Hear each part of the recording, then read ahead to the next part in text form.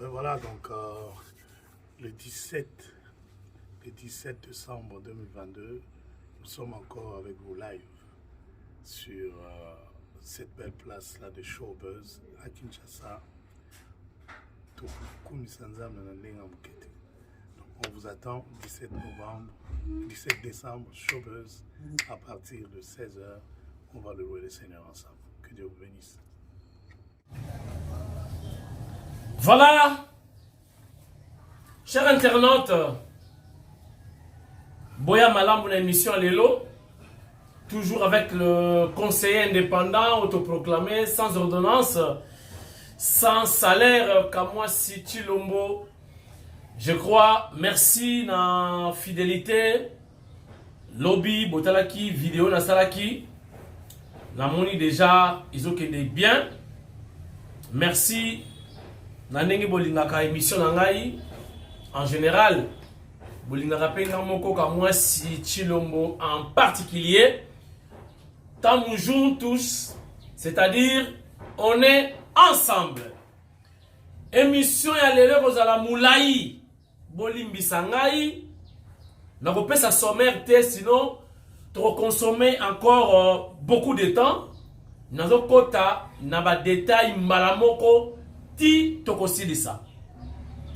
Pourquoi? Parce que je crois que mon absence trop c'est lié à ma session. Nazala qui vraiment trop occupé, très busy. Examen ici. Maintenant je me prépare pour la défense. Et après défense, vous allez la collation, certainement vous allez informer. Chers internautes, rapidement à la une, il y a émission Nabiso Alelo Ezali, invitation. Oyo, ba pesi pa ya ndeko Nabiso Bosolo na politique, ndeko Nabiso Israël Mutombo, par rapport, il y a invitation, comment dirais-je? Oui, invitation, Oya Yambaki, artiste, musicien. Oye, après ce qui combo Bokilo, il y a chef de l'État. Et heureusement, natikala ki ko imaginer te na ba réponse ya Bourompela. Ndenge a répondaki avec beaucoup de sagesse, beaucoup d'intelligence auprès il y a de Konabiso Israël Mutombo Bosolo na politique. Oye zala ki penza émission moko na ebité. Ce qui n'a cahier de charge, il y a une émission, ils ont prévu une artiste, musicien, balobel qui m'a pété carrière na yete, malamoko émission est débordée, et continue à boulou, et continue à yenga, et comme il est solo, il y a famille présidentielle, intimité, vie privée. Il y a chef de l'État sur un plateau de télévision. Ngai naboyaki nanga vraiment kolobela yango. Bakinois, Congolais en général, bakoma bango compliqué. Au sali moi critique, oh non, c'est parce qu'elle est a succès. Non, parce qu'on a un niveau na yete. Na préféra ki nanga na se terre total ango ndenge ezokende. Mais ba journaliste musu pe ba tikala ki bongo te ba lobby entre autres Pekin Sasa confrère na biso yé vraiment akora ki ko digérer amote a lobby a sali biso vidéo c'est la information tozana ngo que lelo oyo c'est ça et bengisi Israël Mutombo. Bande ko musuka lobi rien ata bengisi et lo kama loke ko zala te sanction ko zala nango pété. Pour azana ba soutien, azana ba parapluie tina présidence. Bota la Pekin Sasa siko azana matadi na sali biso vidéo atindi ele kana tindika télévision. Mes chers internautes, conseil on a repesa ndeko Israël Mutombo. Aye bake na ba carrière ni on dans la politique ou quoi il y a ce qu'on appelle la naissance, il y a ce qu'on appelle également l'apogée et le déclin.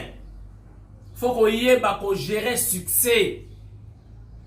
Succès, oui, mais il faut qu'on y ait gérer succès. Ceux qui ont géré succès, ma bête, et qu'on me maillot mango na déclin, topé, shit. Tokoyo kalelo, babengisie na ce sac, na moni batozota na Christian Bosembe, na yebite, après invitation, soit on répondre. Nini ekolanda après. Mais lelo, tozana nukunati. Toyo kananu, message à Pegin Sasa, à Tindelingaï, depuis Matadi. Regarde. Mbote bandeko nyonso bozami na Kinshasa na mokili mobimba Congo mobimba nalingi na remercier personnellement bakonzi ya CESAC bakonzi ya INPC par rapport ya ndenge na recadraki ndeko na ngai confrère na biso mwana mboka Israël Mutombo mais souwe nanga ekozala nayebi ke bandeko ebele bazo regretter pe baza ko komona kendeko aza protégé na ba service na ba proche ebele pe ya mokonza mboka mais na latin balobaka dura lex sed lex, la loi est dire mais c'est la loi.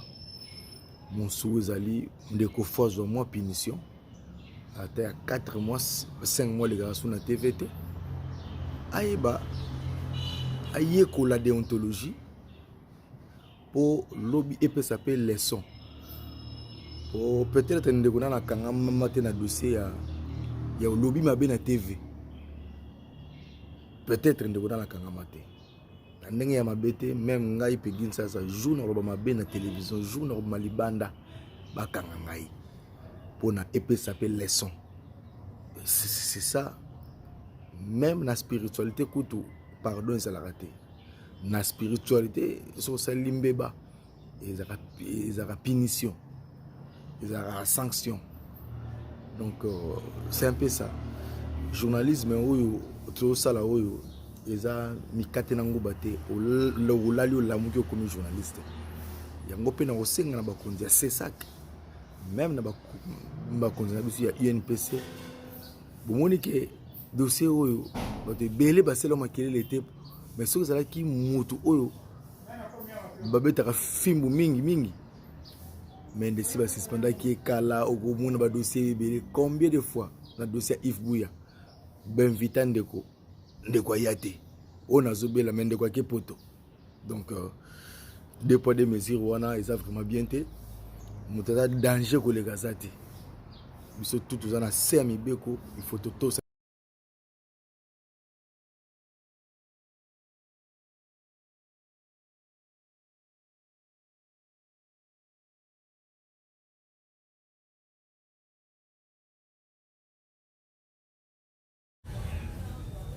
Je suis triste, chers internautes.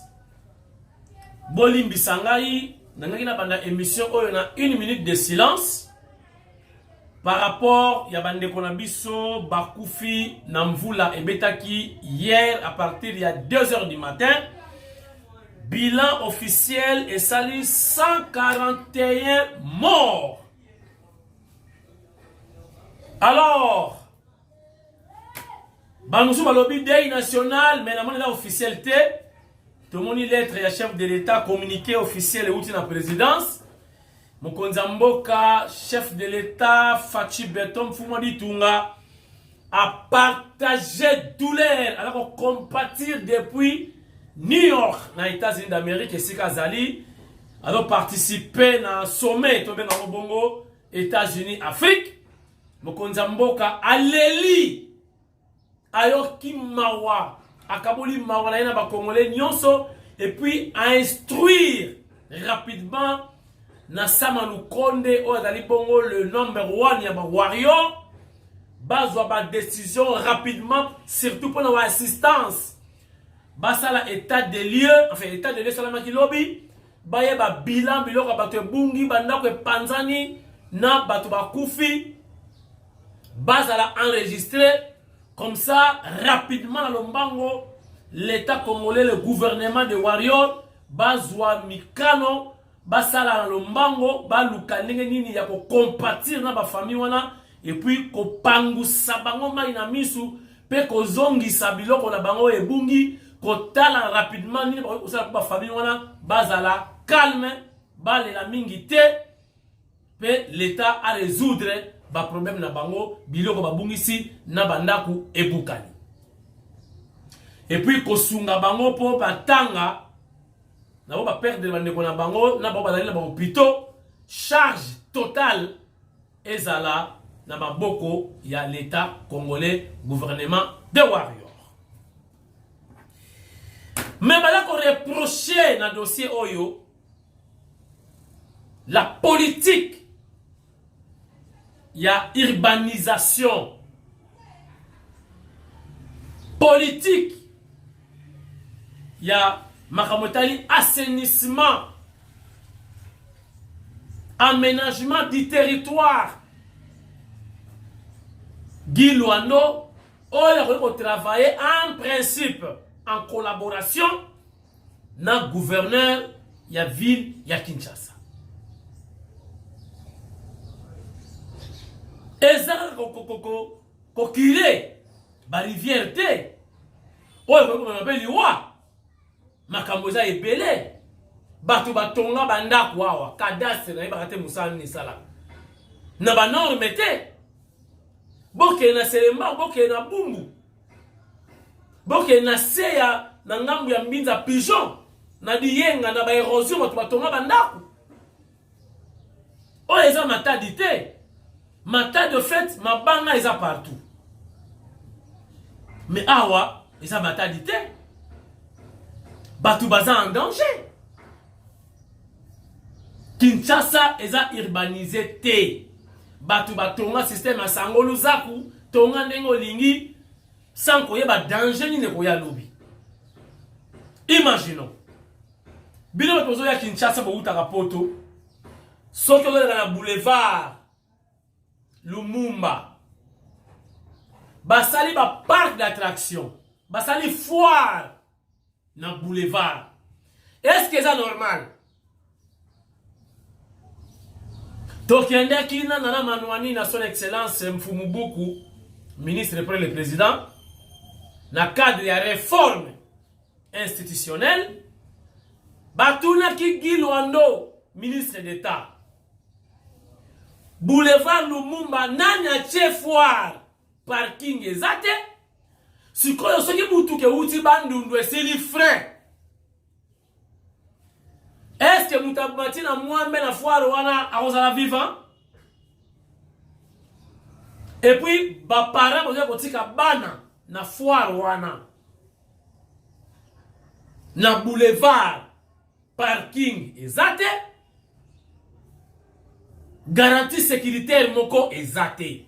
Bana wana basali exposé na danger à tout moment. Totuni Guy Luando Guy Luando bi kamunuku ngai kutu soko tali bien loi moko ezalité ozo pesa nga pouvoir na exercer musala ngai convenablement. Alobi ezali makambo ngobila. Donc ataba kire ataba ni ba danger ezali kaka na Kisasa. Batu bako kufa kaka. Parce que politique, il y a gestion. Dans matière, il y a urbanisme. Exact? Aménagement du territoire. Exact? Il faut qu'on aménager Kinshasa. Il faut gestion, il y a bien politique, il y a bien. Côté Kinshasa en ordre. Et pourquoi pas, l'intérieur, il y a Kinshasa. Il y a pays. Donc, on est tous en danger. la pluie ou pas. Faut pas refaire. Politique, il y a gestion, il y a aménagement du territoire, il y a urbanisme. Et ça passe. Nyonso. Ils ont biloko fati ayeko hérité.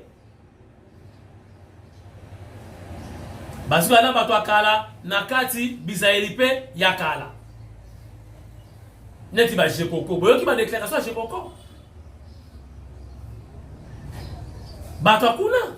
Bato ngambu wana. To bemi ba mon koto. Ba ye koto. Tala. Bato chantete. Ordonnance. Ministre intérieur Sali Moussa na yemo konzamboka validé. Ezui coloration mususu. Ezui pouvoir les empreintes du chef de l'État. Yo jekoko. Ozo compte la bâtiment ya PPRD yaka. Oh fala longwate. Oh fala longwate. Même on conduit ça signé. Olingi vision na yonde. Ba mettre la en œuvre. Non. Mourir bon année.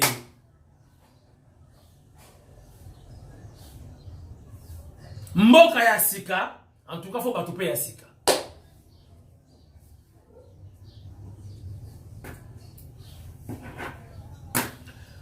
Jour J-3.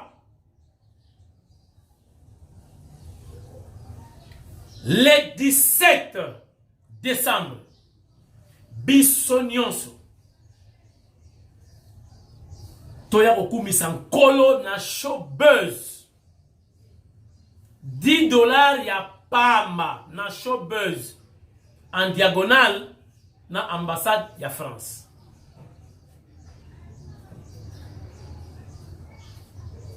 Apôtre Jacques Kambala Chilombo, l'homonyme du chef de l'État, parmi les conseillers à Mokonzamboka, Yepe Azali. Azali chante à Yembaka, à Binaka. Mais musique nini gospel pour aller apôtre. Donc comme en décembre ngai na yo tala bande ko musu ndenge batiki biso na se makama ya mvula. Bango ba kumisa nzambe ndenge nini. Babana ko préparer bonne année. Basomba kabelo na moni basi kitoko bakufi. Na oki mawa. Balali bibembo ndire bazo nimba. On disait ba ko se reposer mais ça pongi ya libela bakei. Yaka kokumisa nzambe. Le 17 oyo na 16h. Tibo Kolemba, Mike Flore akozala wana, José Nzita pe akozala wana. Ngai pe na kozala. Certainement. Ce qui n'a que kwa mutu te parce que kwa mutu photo kende kuna clair ezate. Na kende kwa mutu.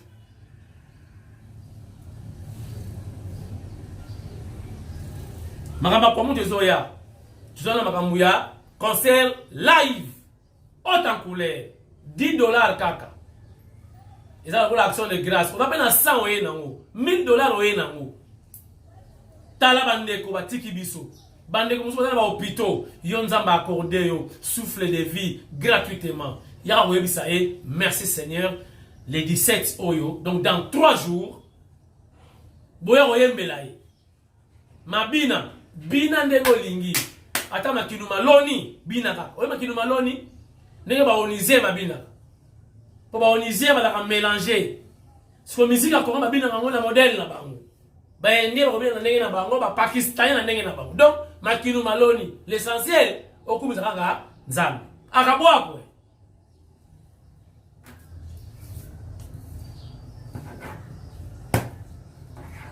Nazoyebisa mokonza mboka miba tozoyoka eko ya malonga te bana relance salama ngamoko na kenda kikuna nalakisa bino ba diamant depuis na kenda production chez Zongaki ti lelo diamant faut komata quantité ya boya depuis na kenda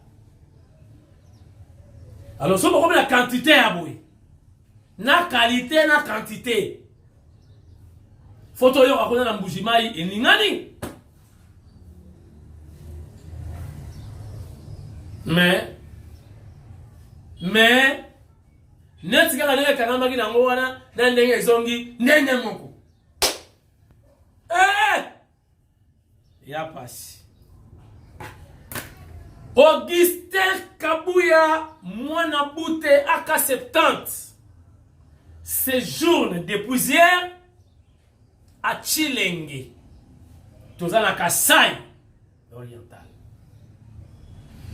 Ake kosala nini na Chilenge? Aka 70 Augustin Kabuya, le fils aîné du chef de l'État. Ake ko inauguré permanence ya sika ya IDPS.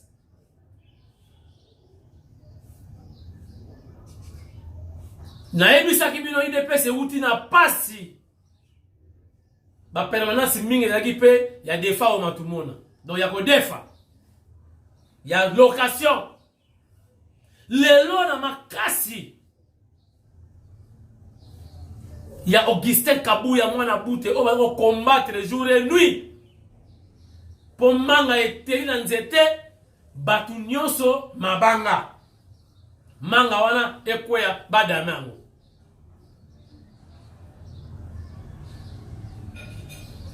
Na pouvoir ya Augustin Kabuya lelo IDPS ekobi na ba permanence mapangu basombi na mongo na Miabi Chilenge na bamoke belé quoi. Donc voilà, Augustin Kabuya accueilli c'est depuis hier à Chilenge pour l'inauguration, il y a siège, il y a sika, permanence, il y a sika, IDPS a sombi na mbongo. Merci, chapeau bas, CG, les fils aînés du chef de l'État, Fachi Beton, Aka 70, Augustin Kabuya, Bissonyonso, Simanayo, notre mentor. Chers internautes, na conseil la bino page spéciale mais na quatre émission relativement na disparition ya Mamou. Mamou, artiste, musicien, danseuse, auteur, compositeur, pétri de talent. Chers internautes, Nayamba Kambiliabel dans une émission, chez Tema, jadis, quand je présentais encore des émissions à caractère culturel, pour ne pas dire musical, Natuna Kim Biliabel, pourquoi on n'a pas la politique qui était le col en déconayo mamou? Biliabel a répondu à Kinga Lobby, j'ai beaucoup d'estime, na banga ka mamou makasi. Pour mamou la ba courage à affronter politique. Ngai na kokaka politique qui te na tala kango musika malamu na yemba nani kuna luketu batu ba sepela abu oh. Écoutez. Mamou amonaki vision na ye, détermination na ye asala ka ba rochero asalaki. Na kati ya musique akota pe na politique asangachaka sala mouvement moko à l'époque na kati ka ya PPRD. Analyse nanga. Permettez-moi mutu nanga pe eza pour réfléchir moi ndambo. Na lobi teke na l'équipe yo na mayele. Bino bat botala ba émission ndebo l'équipe so na mayele.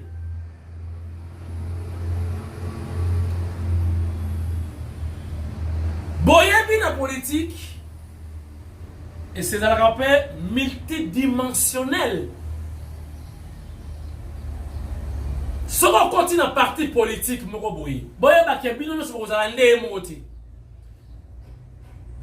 Et kozala ba oyo ba kozala na circuit fermé donc cercle ya suka ya number 1 ya idéologie tope mo konzi ya parti wana. Tope mo konzi ya mboka mobimba. Et ça va cercle boyeza ko landana. Moto na moto ana dimension na ye. Okolongwa awa oye okolongwa opusani. Mais eza na circuit mususu na pembeni penza ata balobi te. Mais bazalaka bato basinyaka ba pacte ke mokolonga na kotrahir na ozala na bomoi te.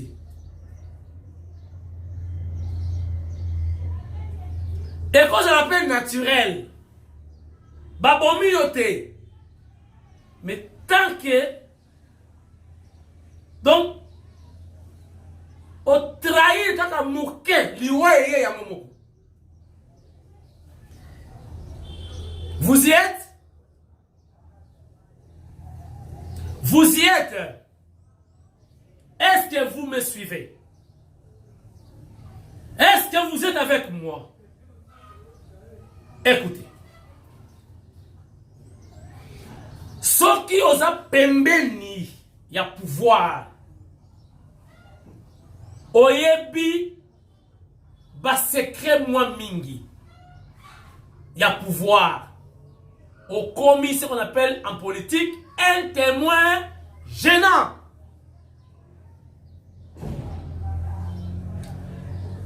Tala, ezana batu ayana taka kombo. Lokola ba Obemi Naku. Ezana batu lokola ba Nehemi Mwilani.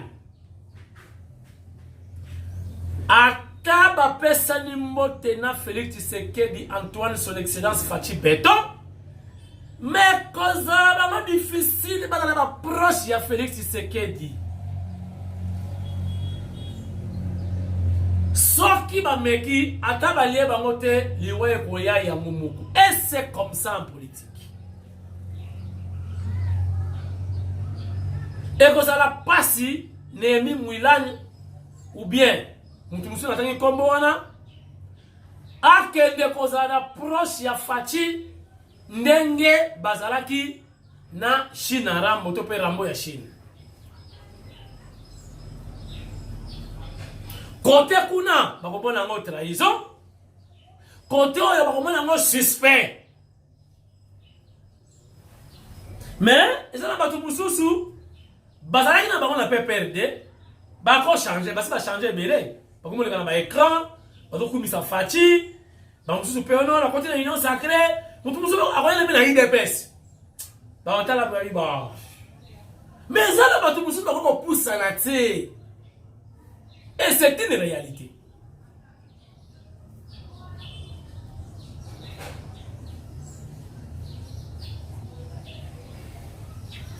Mamou ayemi ingratitude.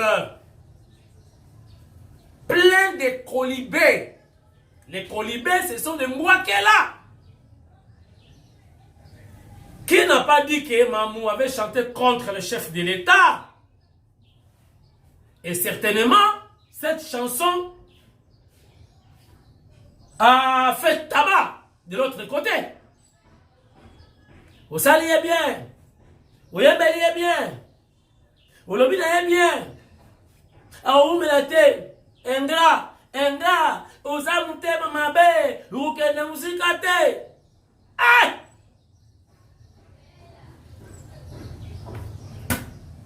Mamou fala sukawana. Mamou na yebite. Alors qu'il dit kamwana qui vous na Kingabwa. Bon comprendre. Sur le Kingabwa, il s'agit de qui? Il parlait l'homme de Kingabwa. Mutaïb ça qui a y'a belle pour là. Fuma dit tout. Alors même de konayo. Ma BP zate.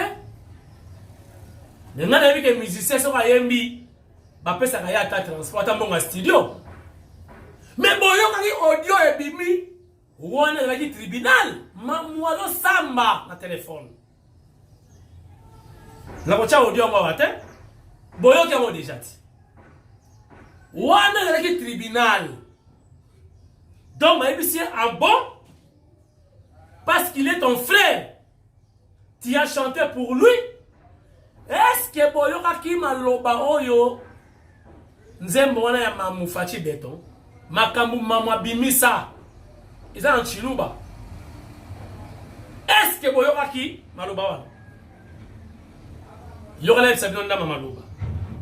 Alors, Biboye, Mboka est changé, Mboka est bongi, Engambe Mobile a telemi. Yeyo, ce qui problème est na famille Mutoko Bimisa Bundela Biso Yeyo.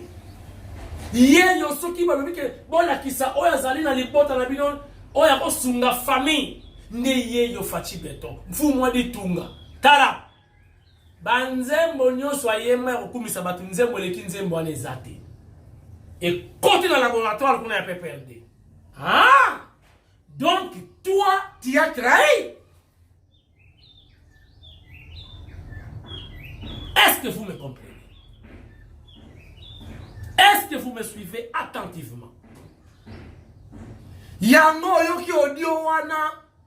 Bayebi sakiye. Audio bimida réponse à mère. Fallait audio payer en 13 à la question à poser qui est. Wana et localité.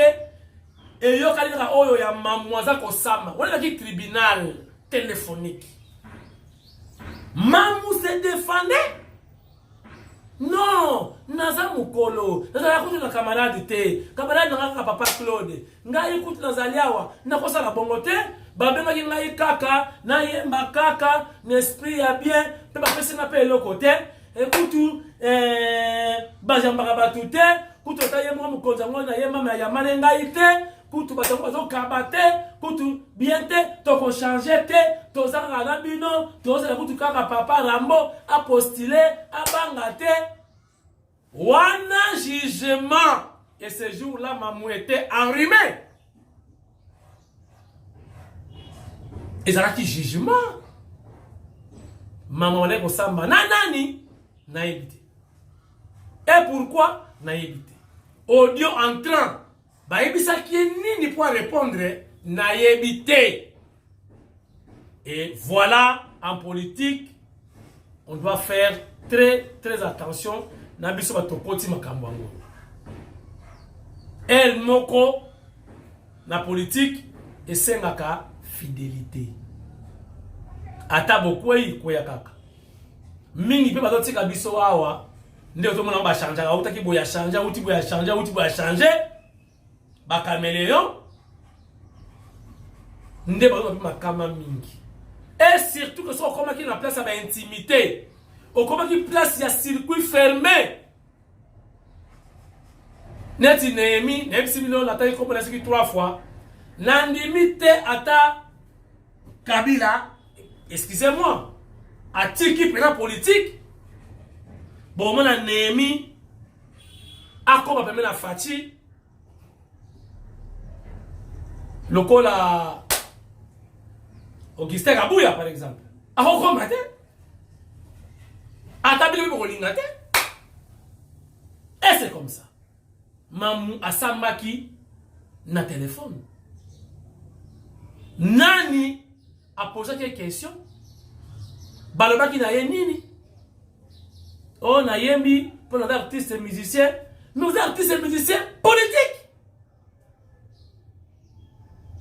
Boyo kanzembo wana mamwa yembe la fachi makamwa loba.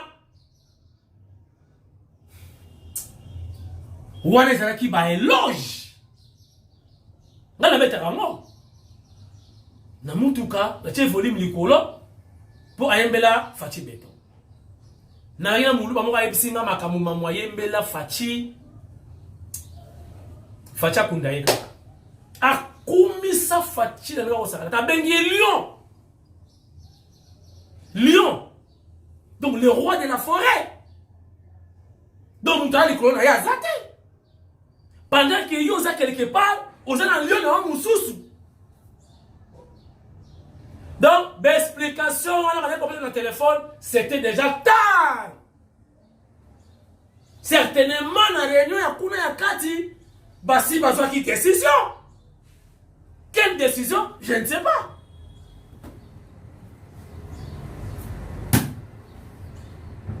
Eteni Longondo, Bakoseliye Makambu, Azinzela ya l'État. Akangi, a privé Batu ba lekate, Poye Azali, Mwana ya Fachi Beton. Il a figure de style, hein? Mwana Fachi Beton.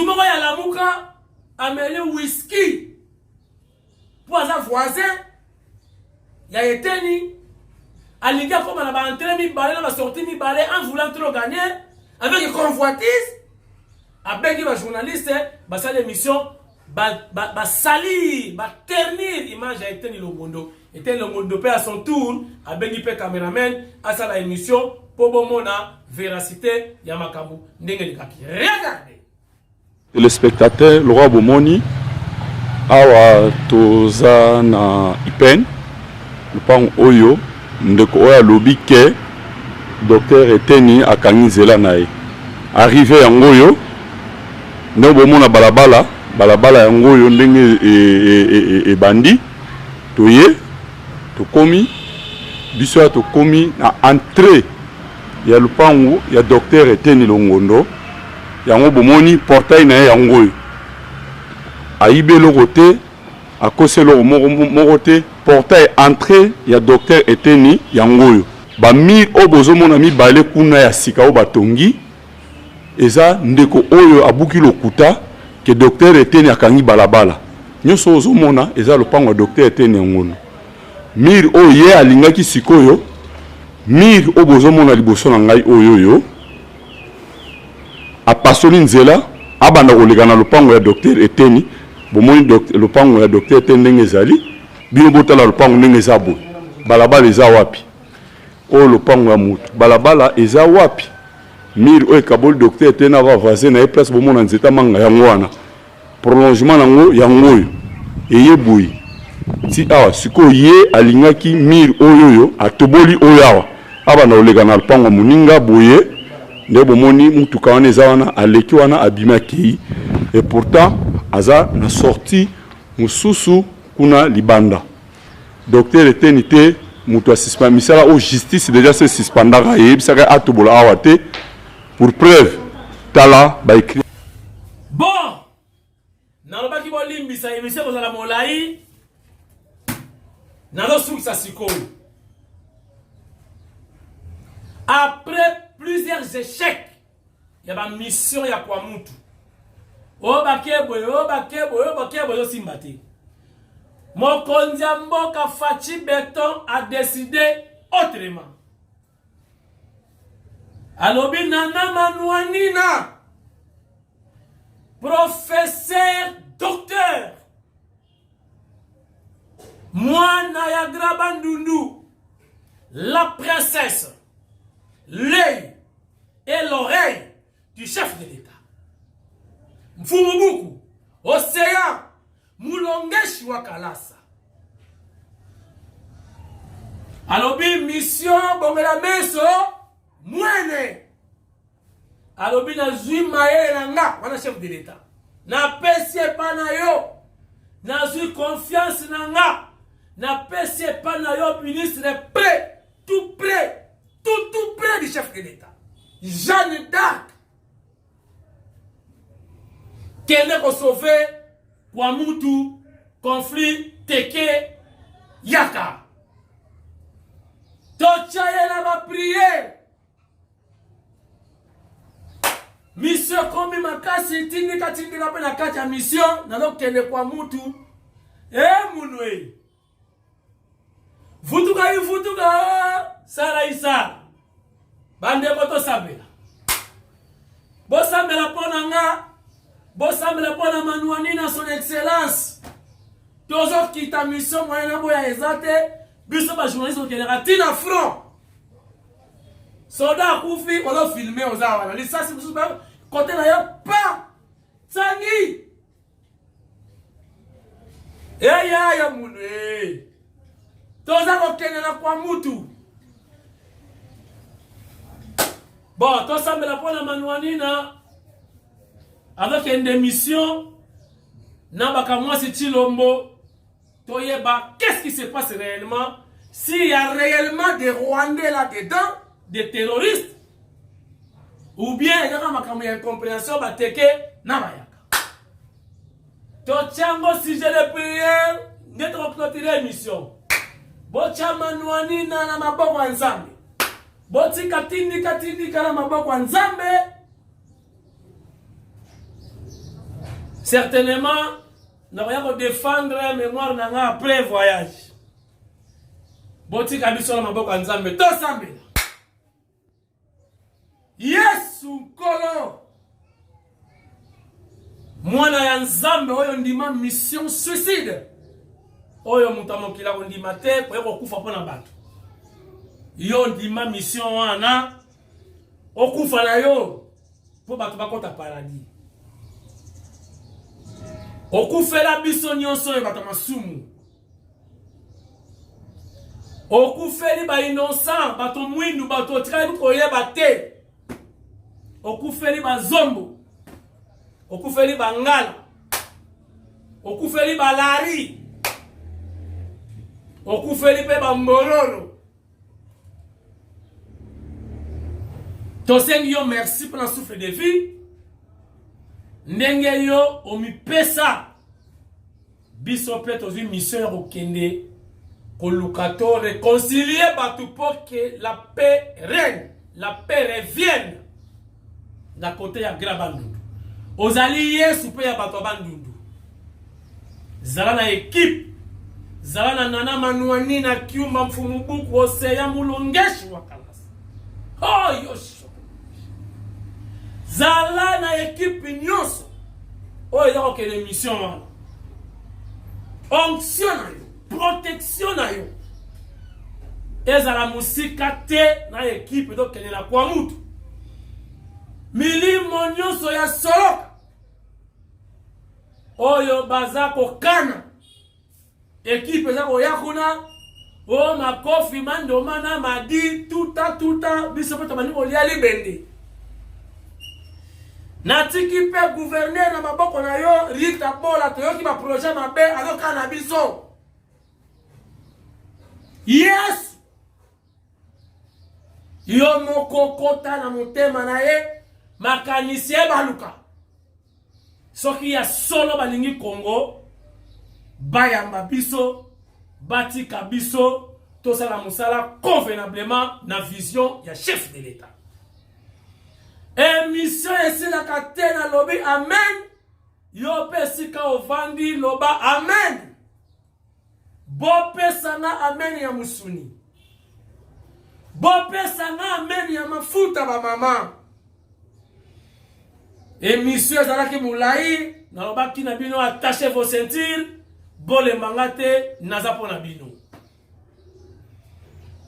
Tokutani lobby toyeba sol ya bosolo la politique ekozala nini ndeko na biso mopandisa munungi eri mbasi tumonana malaba mudinda dilolo tamujuntu fiken ben amaya. Goodbye. Voilà, donc le 17 décembre 2022, nous sommes encore avec vous live sur cette belle place-là de Showbuzz à Kinshasa. Donc, on vous attend 17 décembre, Showbuzz, à partir de 16h. On va louer le Seigneur ensemble. Que Dieu vous bénisse.